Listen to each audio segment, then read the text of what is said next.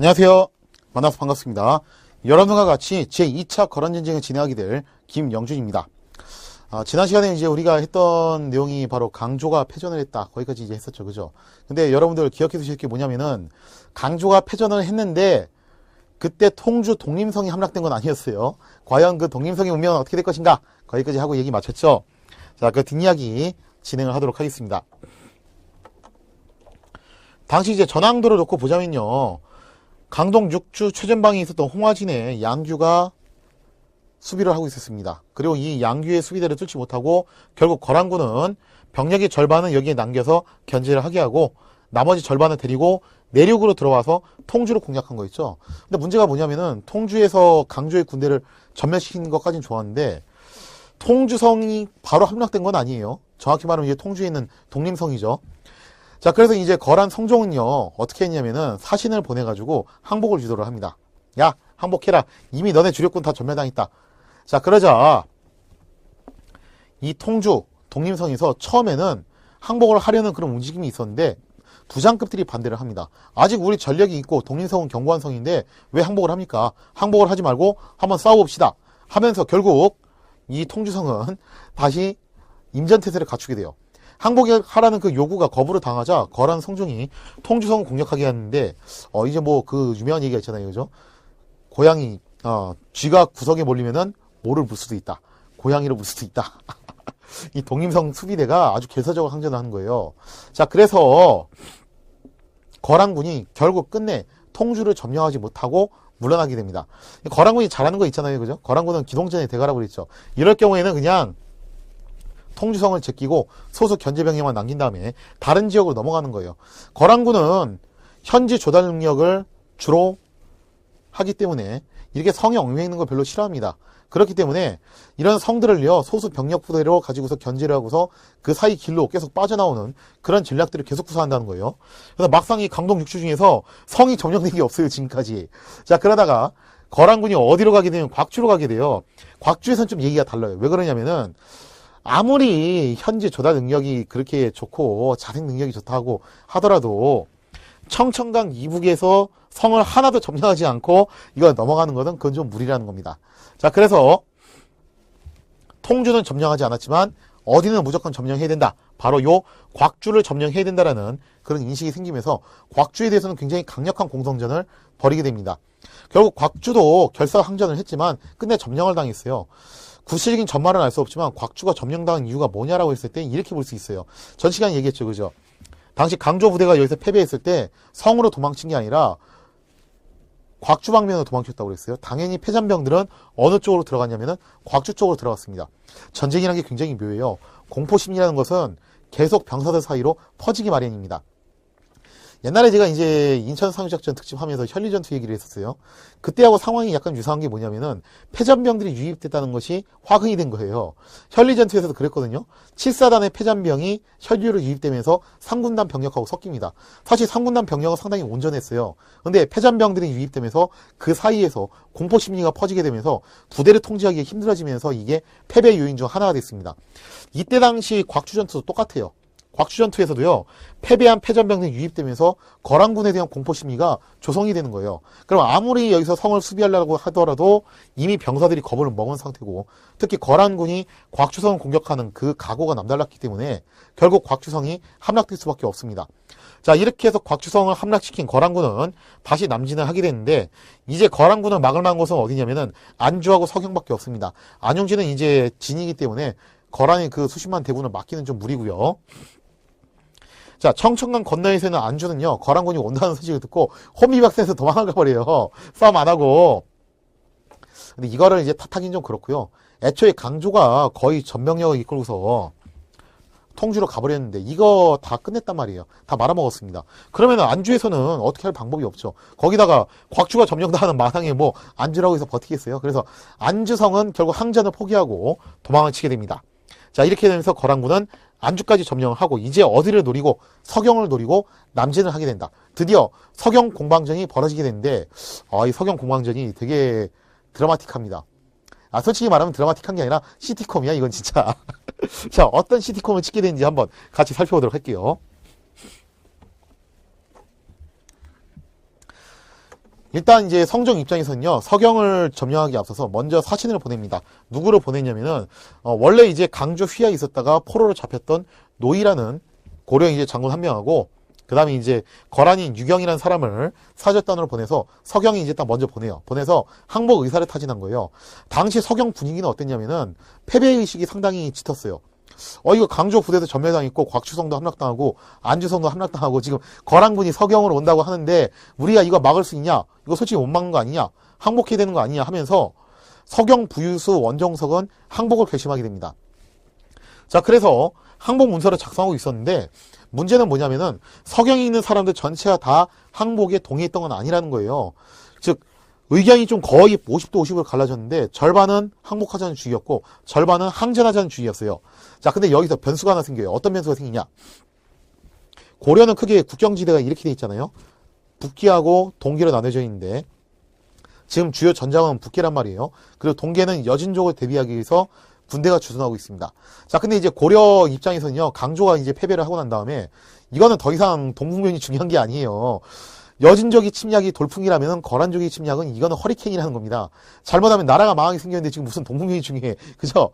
자, 그래서 여기서 간만에 고려 조정이 아주 정상적인 판단을 해요. 냉철한 판단을 하게 되는데 어떻게 하게 되냐?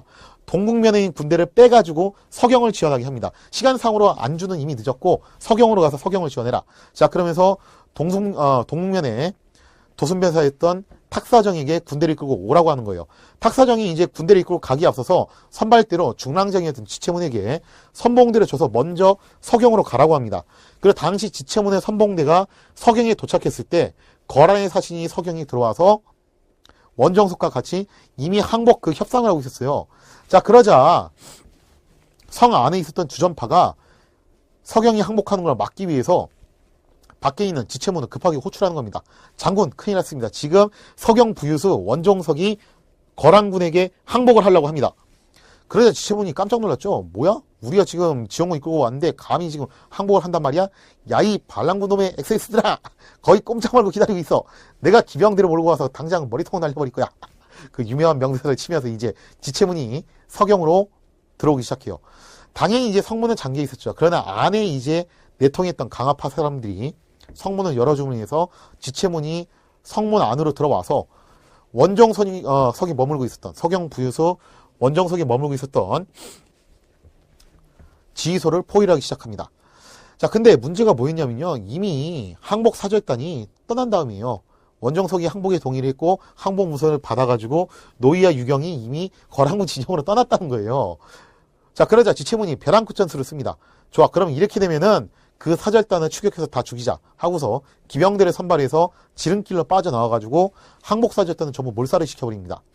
그리고 난 다음에 벼랑끝전술을 쓰는 거죠. 자, 이미 항복사절 다 죽였다.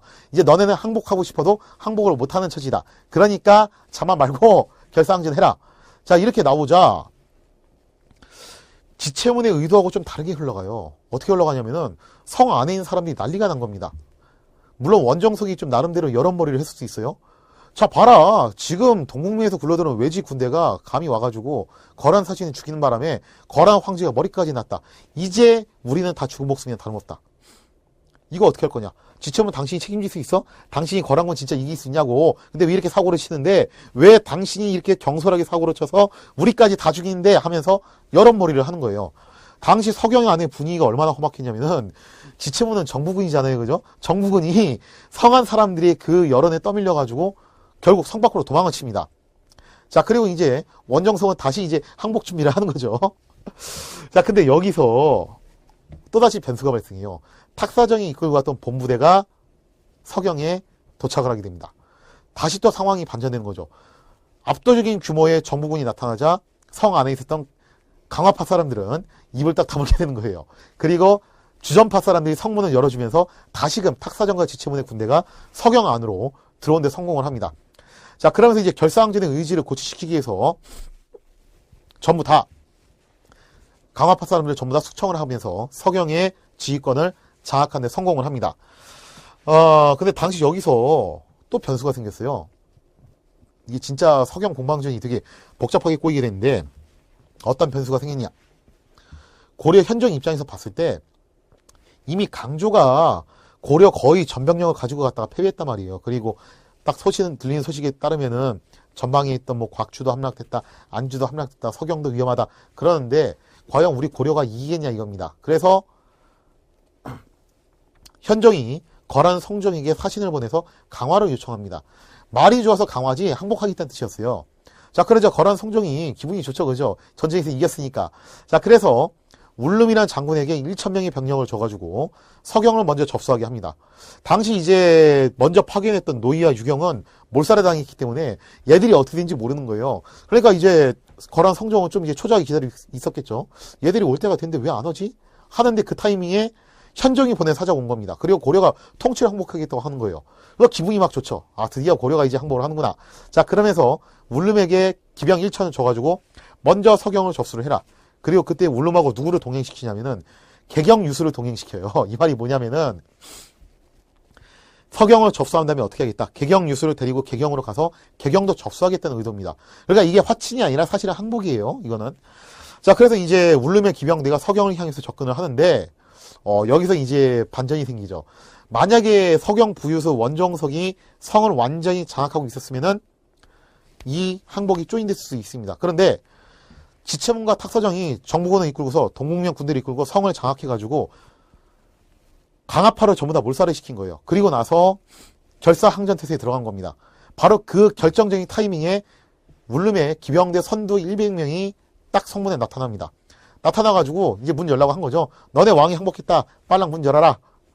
자, 그러자 순순히 서경이 성문이 열리는데 뭐가 쏟아져 나오냐. 항복하기 위한 사절이 나온 게 아니라 고려 기병대가 튀어나온 거예요. 그리고 나서 거란의 선발대를 둘러싸가지고 몰살을 시켜버립니다. 근데 여기서 이제 한 가지 재밌는 건 이거예요. 거란이 기동력이 얼마나 좋은 그 애들인지 제가 누차 설명드렸죠. 근데 그 거란 기병이 고려군의 포위망에 갇혀가지고 빠져나오지 못해요. 이 말은 뭐냐면은 고려 기병도 거란 기병 못지않게 상당히 전투 능력이 좋았다는 겁니다. 그러니까 중국 기병에 비해서 확실히 고려 기병이 전투 실력이 좋았어요. 다만 이제 거란 기병보다 우위라고 말할 수는 없지만 그래도 비벼볼 만한 그런 수준은 됐다는 거예요. 선발대가 전멸을 당하자 울름이 도대체 왜 선발대가 강간무소식이 하면서 좀 반신반의하면서 서경으로 접근하고 있었어요. 자, 그러자 울름의 본대가 도착하자 다시 한번 서경 성문이 열리면서 고려 기병대가 튀어나와서 울름의 기병대를 포위하기 시작합니다. 그제서야 울름은 일이 틀어졌다는 걸 알고서 포위망을 돌파해서 가까스로 탈출하는 데 성공을 합니다. 자, 울름을 비롯한 소수 몇 명만 간신히 탈출을 해가지고 완전히 그 짓꼴이 돼서 성종한테 가서 보고를 하는 거예요. 고려가 우리를 속였습니다. 라고 보고를 했겠죠. 그죠? 아니, 거란 입장에서 그렇게 보이는 거거든요. 분명히 왕이 항복했다고 했는데 그래서 서경을 접수하러 사람을 보냈더니 그걸 포위 공격해서 섬멸을 시키려고 했다. 그럼 이거는 항복을 위장한 함정 아니냐. 이렇게 생각할 수밖에 없겠죠. 그래서 거란 성종이 화가 단단히 났습니다. 더 이상 협상은 없다. 서경을 당장 함락시켜라. 그러면서 거란의 대병력이 서경으로 진군을 하기 시작합니다. 자, 본격적으로 이제 서경 공방전이 발생을 하는데 이 서경은요 고구려 시대에도 그랬고 고려 시대도 그렇고 조선 시대도 그렇고 요충지 중에 요충지였어요. 보시면은 이 평양성의 남쪽, 당시는 이제 서경이라고 불렀지만 우리가 이제 흔히 말하는 그 평양성의 남쪽은요 대동강으로 막혀 있습니다. 그리고 그 북단은 또 보통강으로 막혀 있어요. 그러니까 해자, 사실상 자연천연 해자로 둘러싸여 있는 그런 요새였다는 거예요. 성벽 자체도 3중으로 구성되어 있기 때문에 굉장히 철옹성이었는데 여기에 원래 서경은 물자도 풍부하고 인구도 많고 병력도 많았지만 플러스 동국면의 군대까지 왔기 때문에 전력이 상당히 빵빵했습니다. 자, 거란군이 남하고 있다는 소식을 들은 서경의 수비대는요 출격해서 막기로 하는데 자, 어디서 교전이 발생을 하냐면은 임원역에서 교전이 발생을 합니다. 이 임원역이 어디냐면은 옛날에 묘청이 여기다가 이제 천도를 하려고 대화궁 지으려고 했던 그 터예요. 자, 거기로 이제 출격을 하는데 탁사정, 지체문, 법원이 이제 한 부대씩 이끌어요. 탁사정은 이제 동면 총사령관이었고 지체문은 그 밑에 부장이었죠. 그리고 법원은 이제 승병이었어요. 승장으로서 여기 참전을 하게 됐는데 당시 고려군 병력은 약 9,000명이었습니다. 뭔가 좀 사이즈가 이상하죠, 그죠? 지난 시간에 뭐 강조 부대는 30만이었다며. 그래서 제가 강조 30만 못 믿겠다는 게 이거예요. 이게 정상이에요, 원래는. 9,000명도 절대 적은 건 아닙니다. 그것도 숫자가. 더군다나 이거는 굉장히 정예 부대예요. 자, 임원역에서 결국 거란군에 맞서 싸우게 됐는데 거란군 선봉대를 1차 교전에서 격파를 하는 쾌거를 이뤄요. 그러니까 고려사에는 기술이 거의 안 돼 있기 때문에 그냥 이겼다 이 말밖에 없어요. 어떻게 이겼는지는 솔직히 몰라요. 근데 다만 이제 우리가 한번 추론을 해보자는 거죠. 일단 기본적으로 우리나라는 어떤 지형이 많냐면요.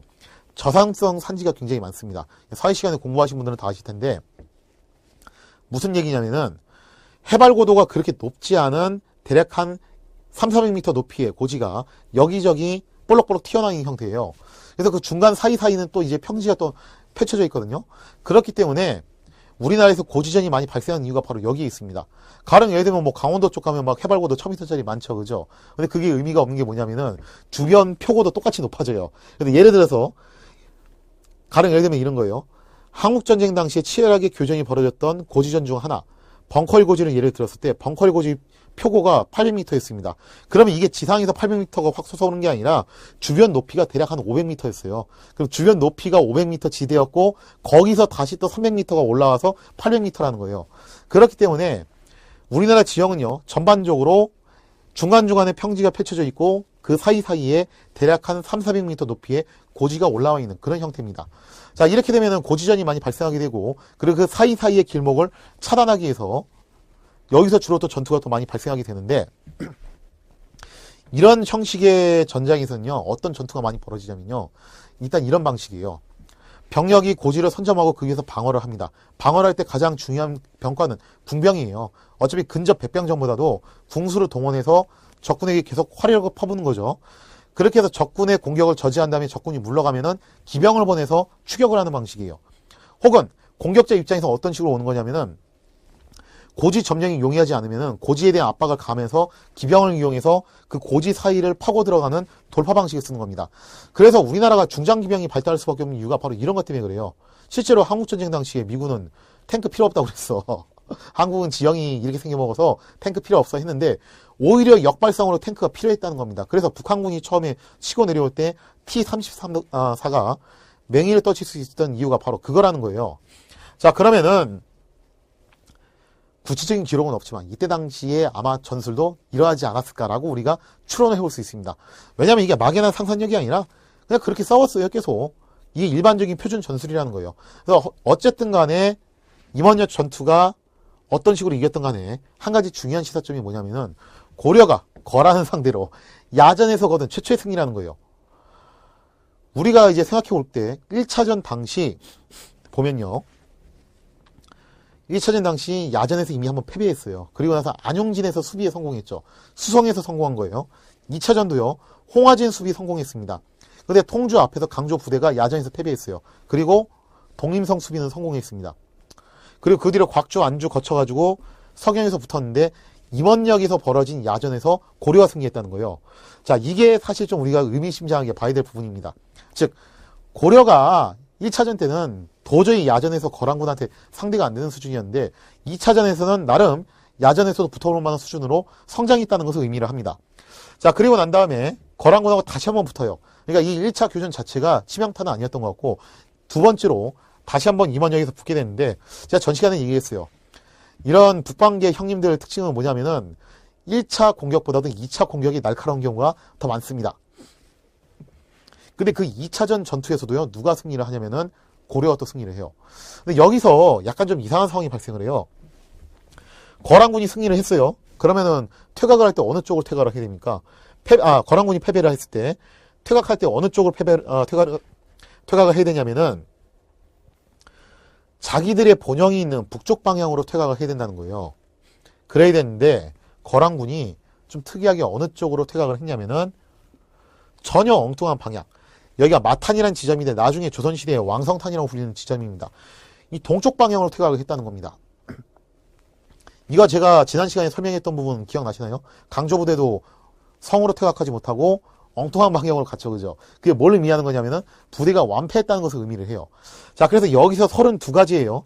하나는 거란군의 의도적인 유인작전이었다 라는 설이 있고 또 하나는 거란군이 퇴각했는데 여기서 전열을 정비해서 반격한 것일 뿐이다 라는 설이 있습니다.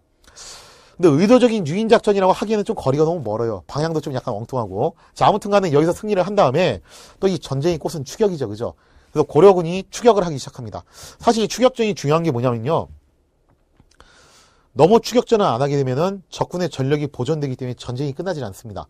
그럼 적이 계속 전력을 보존해서 자꾸 싸움을 걸어온다는 거예요. 반대로 추격을 너무 깊숙이 들어가면은 적의 반격에 걸리거나 혹은 적의 함정에 걸릴 수 있는 그런 여지가 있다는 거예요. 그래서 추격은요, 적당한 지점까지 가서 끊는 것이 굉장히 중요해요. 자, 근데 거란군이 이쪽 방향으로 도망쳤는데, 마탄 방향으로 도망을 쳤고, 고려군이 그 뒤를 막 따라갔는데, 마탄 지역에서 거란군의 반격을 당해서 거꾸로 이제 고려군이 몰려가지고 서경으로 도망쳐 들어가는 그런 참변을 겪습니다. 그래서 구체적인 기록은 없는데 이게 어떻게 된 것이냐 했을 때 세 가지 가설이 가능해요. 첫째, 여기에다 복병을 숨겨놓고 처음부터 거란군이 고려군은 이쪽으로 유인할 목적으로 일부러 이쪽으로 패배를 한 것이었다 라는 가설이 가능하고, 두 번째, 진짜 패배해서 간 건데 마타쯤 가가지고 여기서 전열을 재정비해가지고 고려군을 격퇴한 것이다. 그 다음에 세 번째, 보통 이렇게 진격해올 때는요, 한쪽 길로 오지 않습니다. 길을 좀 여러 개로 나눠서 오거든요.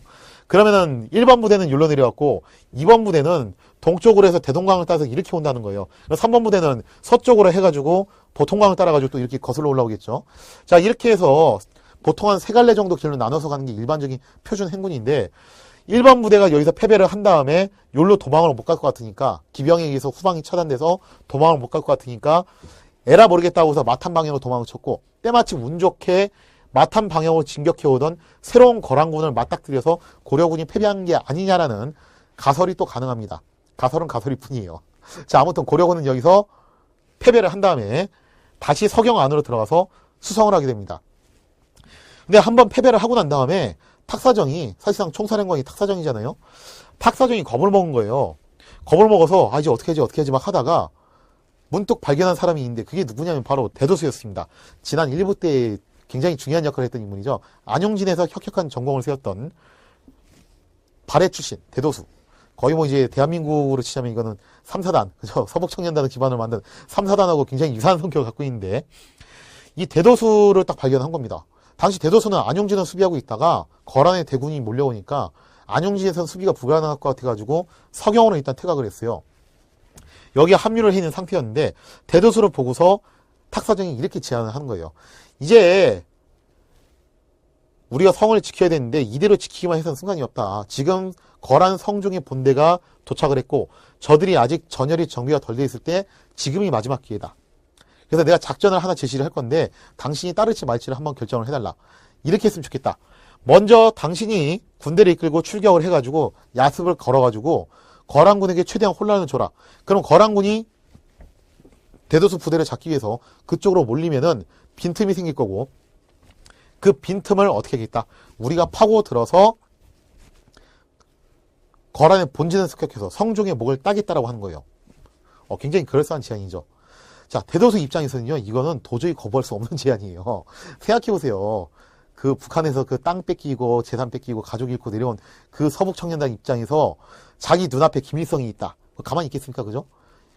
절호의 찬스가 온 겁니다. 아니, 거란 황제가, 그 철천지 원수 거란 황제가 자주 눈앞에 나타나는 것도 아니고 지금 어쨌든 눈앞에 와 있다는 거예요. 그리고 고려는 지금 현재 상당히 강한 전력을 갖고 있습니다. 야전에서만 패배하긴 했지만 아직까지 해볼만 하다는 거예요. 이 제안은요, 성공과 실패를 떠나서 대도수 입장에서는요, 도저히 거부할 수 없는 제안이에요. 결국 대도수가 오케이를 합니다. 자, 그리고 탁사정은 회심의 미소를 지어요. 자, 그러면 이제 작전 시간이 딱 됐어요. 야간이 되자 대도수가 먼저 성문을 열고 치고 나갑니다. 그러면서 거란군에게 야습을 건 거죠. 자, 야간 습격을 당하자 거란군이 당황해서 대도수의 군대를 막기 위해서 그쪽으로 포위망을 좁히기 시작합니다. 자, 시시각각 대도수를 향한 포위망이 좁혀지면서 반대쪽에서는 구멍이 뚫리겠죠. 그럼 여기를 탁사정 부대가 나와서 치고 들어가면 되는 건데, 만약에 이렇게 치고 들어가게 되면은 거란군도 허를 찔렸으니까 대도수에 대한 포위망을 풀게 될 거고, 그러면 대도수는 병력을 온전해서 성으로 돌아가든 아니면은 탁사정과 같이 연계를 해가지고 본진을 공략을 하던, 그렇게 작전 연계가 가능하다는 거예요. 근데 아무리 기다려도요, 거란군이 포위망을 풀 생각을 안 하는 거예요. 대도수가 이상하다는 걸 느낀 겁니다. 분명히 이쯤에서 탁사정이 나왔을 것이고, 탁사정이 나오면은 거란군이 그쪽으로 이제 병력을 돌려야 되는데 여전히 자기한테만 포위망이 집중된다는 겁니다. 그제서야 대도수가 속았다는 걸 알았어요. 자, 탁사정은 어떻게 했냐? 탁사정은 이렇게 행동합니다. 대도수를 이렇게 꼬셔가지고 야습을 걸게 한 다음에 대도수가 야습을 딱 걸었을 때 거란군이 여기에 딱 이목이 집중됐을 때 빈틈이 생겼을 때 탁사정은 그 틈을 타가지고 동국명 군대를 가지고 성 밖을 빠져나와서 도망을 쳐버려. 그러니까 쉽게 말해서 같은 편을 미끼를 던져주고 자기는 도망간 거지 살라고. 야 진짜 어떻게 시티콤을 찍어도 이렇게 찍냐. 결국 대도수는 탁사정이 자기를 배신했다는 것을 알고서 절망한 나머지 철천지 원수 거란 황제에게 항복을 하게 됩니다. 뭐 방법이 없잖아요, 그죠? 다 죽기는 좀 그렇고. 자, 결국 이제 항복을 하게 되는데 당시 이제 거란의 성종이 바레인 부대잖아요, 이게 따지고 보면은 바레인 부대의 그 용전을 높이 사가지고 죽이지 않고 자기들 고향에서 살게끔 합니다. 참 아이러니한 상황이 발생을 해요. 대도수는 분명 멸망한 발해의 유민으로 고려에 와서 군생활을 했고 고려군의 군복을 입고 싸웠어요. 근데 이제는 고려군의 포로가 돼가지고 고려의 포로가 돼가지고 자기 고향으로 돌아가서 고려 유민으로서 자기 고향 땅에서 살게 되는 그런 상당히 아이러니한 운명을 맞게 됩니다. 자, 아무튼 대도수 부대가 이렇게 전멸을 당하고 탁사정의 본대가 빠져나가자 평양성은 완전히 멘탈 붕괴에 빠집니다. 아 진짜 장난 아닌 상황이에요. 생각해보세요. 탁사정이 이미 성 안에 들어왔을 때 강화파를 다 숙청을 했어요. 자, 그런데 그 주전파를 주장했던 탁사정이 도망을 쳐버렸습니다. 그럼 성 안에는 강화파 수장도 없고 주전파 수장도 없다는 거예요. 여기서 이게 앞도 없고 뒤도 없는 상황이 나온 거지. 항복을 하자니 거란 황제가 받아주겠어? 그렇게 몇 번을 속여 넘겼는데. 그리고 두 번째로 싸우자니 주력 군대가 다 사라진 거예요. 이거 어떻게 할 거냐? 우리는 지금 싸우기도 그렇고 항복하기도 그렇고 도대체 이거 어떻게 할 거냐 하면서 우왕좌왕했을 때 통주성하고 똑같은 상황이 발생합니다. 대장급들이 어떻게 하지 못해가지고 우왕좌왕했을 때 부장급들이 들고 일어나서 결의를 다지기 시작합니다. 자, 그때 이제 나왔던 인물들이 누구냐 한번 살펴보겠습니다. 장수들이 뿔뿔이 흩어지고 성 안의 민심이 흉흉하게 되자 통군 녹사 조원, 자, 통국 녹사 조원이라는 사람하고 애수진장, 강민천 및 낭장, 홍엽, 방유 등이 어찌할 바를 모르다가 함께 신사에 빌고 점을 치니 좋은 정기가 나왔다. 사실 뭐 이 점을 친다는 행동은요 그냥 쇼케이스예요. 이거는 쇼맨십을 보여줘서 병사들을 진정시키는 거죠. 이에 따라 여러 사람들이 조원을 추대하여 병마서로 삼고 흩어진 군사들을 수습하여 성문을 닫고 굳게 지켰다. 자, 그러니까 이제 이런 메탈 붕괴 상황에서 민첩하게 판단을 한 겁니다. 어차피 우리가 항복을 해봤자 거란 성종이 받아줄 리가 없다. 그러니까 결사항전 해야 되는데 문제는 지금 지휘관이 사라진 다음에 병사들 사이에서 공포심리가 퍼져가지고 지휘 통제가 허물어지고 있다는 거예요. 그래서 이거를 재빨리 장악하기 위해서 강민첨이 조원을 새로운 수비대장으로 추대를 하면서 점을 치는 거예요.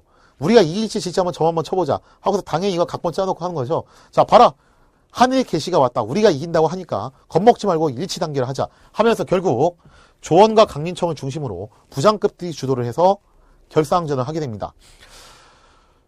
나중에 결국 조원과 강민청은요 3차 전쟁 때 강감찬 시야에서 귀주에서 맹활약을 하게 돼요. 즉 차세대의 루키들이 바로 여기서 등장을 하게 되는 거죠. 이 사건이 굉장한 사건일 수밖에 없는 게 뭐냐면요, 이미 지휘 통제가 무너진 군대를 다시 바로 잡는다는 게 무척 힘든 얘기예요. 옛날에 제가 인천 상륙작전 얘기하면서 현위전투 이야기할 때 그때도 그 얘기했어요. 이미 3군단은요 지휘 통제가 무너졌기 때문에 이걸 수습이 안 됐다는 거예요. 그 수습되기 안 되는 상황에서 결국 3군단은 무질서하게 퇴각을 하게 되고 이것이 3군단이 해체되는 그런 결정적인 참패로 이어지게 됐다는 겁니다. 이 서경도 마찬가지 상황이었어요. 이런 식으로 자중질환을 일으키다가 그냥 거란군에게 함락될 수 있는 그런 상황이었습니다. 그러나 부장급들이 재빨리 지휘 통제를 장악하면서 병사들을 안정시키면서 다시 한번 사수의 의지를 보이게 됐다는 거예요. 그래서 옛날에 말씀드렸던 그 현리전투도 좀 애석하게 생각하는 게 제가 그거예요. 그때 당시 이제 좀 지휘관들이 조금 더 냉정을 되찾고 현리하고 방대산 일대를 중심으로 고립방어를 실시를 했으면은 그 정도 참극은 일어나지 않았을까라는 생각도 좀 해봅니다. 역사적으로 이런 전례가 전혀 없진 않았기 때문에 제가 한 얘기예요. 자, 아무튼 서경에서 이렇게 결사항전을 하니까 또 만만치 않아요. 서경이 원체 철옹성이니까 거란군이 이거를 공격을 해갔을 때 공성을 하기가 만만치 않다는 겁니다. 자, 그런데 서경 입장에서도 딱히 유리한 상황은 아니었어요. 여기서 엄청난 변수가 생깁니다. 어떤 변수가 생기냐, 어떻게 보면 기적이 발생을 하게 되는데 어떤 기적이 발생하냐면요, 홍화진을 수비하고 있던 양규가 그 포위망을 뚫고서 특공대를 데리고서 빠져나온 거예요. 특공대 한 700명 정도를 데리고서 빠져나와서 통주성으로 가가지고 흩어진 패잔병들을 수습한 다음에 어디를 탈환하냐면 곽추성을 탈환합니다. 이거 완전 대박 아니에요, 진짜? 영화에서나 볼 법한 그런 엄청난 작전이잖아요. 물론 곽추성의 거란군이 약 한 6,000명의 수비대를 남겨놨어요. 그러면은 당시 양규 부대는 적게는 1,000명에서 많아봐야 한 2,000명 안쪽이라는 건데 이거 가지고 곽추성을 탈환할 수 있냐? 사실 불가능한 작전이죠. 근데 가능했던 이유는 뭐냐면은 곽추성에 주둔하고 있는 군대는 거란군이지만 거기에 있는 주민은 고려인입니다. 당연히 내부에서 내통을 했겠죠. 그죠? 그리고 대낮에 정면을 공성해서 들어간 게 아니라 밤중에 특공대 데리고서 성벽 넘어서 기습적으로 탈환을 한 거예요. 자, 그래서 곽추성이 탈환당하면서 성종은 거꾸로 이제 거란 성종이 멘탈 붕괴에 빠지는 겁니다. 자, 내용 보겠습니다. 거란 군사 6,000명을 곽주에 잔류시켜 수비하게 했는데 양규가 홍화진으로부터 군사 700여 명을 이끌고 통주까지 와 군사 1,000여 명을 수습하였다. 밤중에 곽주로 진입하여 잔류한 거란 병사들을 급습하여 모조리 죽인 후 성안에 있던 남녀 7,000명을 통주로 옮기면서 곽주를 완전히 빈털터리로 만들어버립니다. 자, 이렇게 되면서 성종은 굉장히 난감해졌어요. 지금 안주성은 그다지 의미가 없는 상황이고 청천강 이북의 유일한 거점이었던 곽추성이 지금 사라진 상태예요. 그러면은 자기들은 외딴 섬처럼 서경에 본진이 여기까지 톡 떨어져서 나와 있는 상태예요. 보급성이 사실상 다 끊긴 겁니다. 현지조여도 그게 한계가 있지 영원히 할 수 있는 건 아니잖아요. 그죠? 과연 여기서 어떻게 해야 될 것인가? 거란 성종 입장에서는 굉장히 난감할 수밖에 없어요. 당시 성종이 선택할 수 있는 선택지는 세 가지입니다. 1번 가장 일반적인 선택지는 뭐냐면은 퇴각해서 돌아가는 거예요. 그게 가장 일반적인 선택지고 그 다음에 2번 선택지는 뭐냐면은 사력을 다해서 서경을 점령해서 여기를 새로운 중간 기지로 삼는 겁니다. 근데 이게 만만치가 않았던 게 서경 쪽에서도 결사항전 태세였고 무엇보다도 서경 자체가 원체 철옹성이었다는 거예요. 그 다음에 세 번째 방법은 뭐냐면은 아주 과감한 도박을 하는 거예요. 그 도박이 뭐냐면은 자, 가만 생각해보면 이래요. 강조부대는 전멸당했고 지금 마지막 보루라고 할 수 있는 서경은 여기 묶여 있어요. 이 말은 무슨 얘기냐면 개경이 비어 있다는 겁니다. 그러면은 수도 개경을 직공을 해서 강탈을 해가지고 고려의 항복을 받아내는 방법이 있습니다. 과연 거란의 성종은 이 중에서 어떤 것을 선택을 하게 될 것인가?